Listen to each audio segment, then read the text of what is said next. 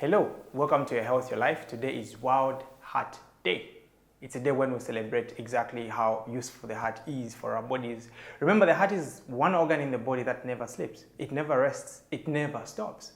So it's very important. It's essentially very important. And you have to take good care of it.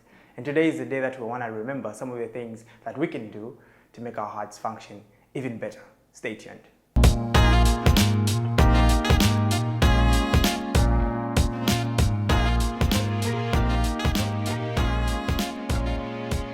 So we're going to tackle this problem from three main perspectives. We're going to look at our food, we're going to look at our diet, we're going to look at our stress management. Okay?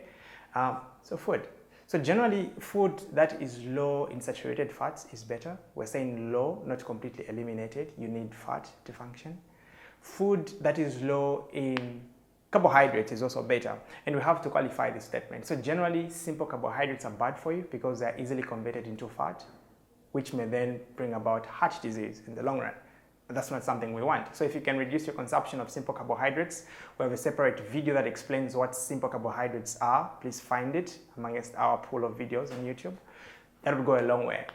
Another thing that we really want to consider as we modify our diets is that we also want to consider how much protein we have. If we have too much protein, and especially too much animal protein, it may be related to certain heart diseases. For instance, red meat has been associated with an increased incidence of certain heart diseases.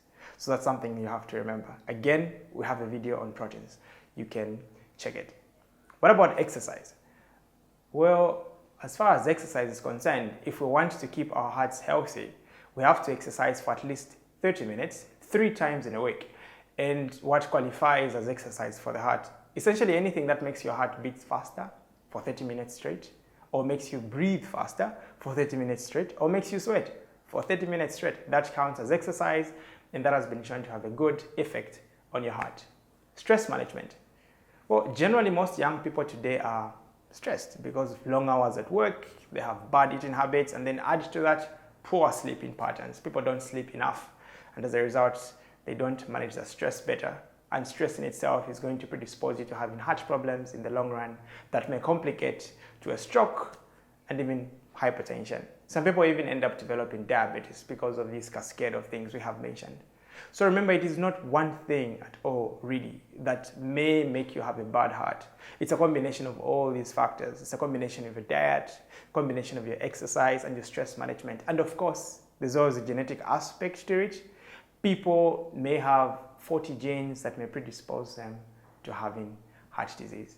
So today is World Health Day. Enjoy it, and remember to keep your heart healthy because it's the one organ in your body that never stops, that never rests, and you want to keep it safe. Young people, remember to screen yourselves for hypertension and diabetes. Very important.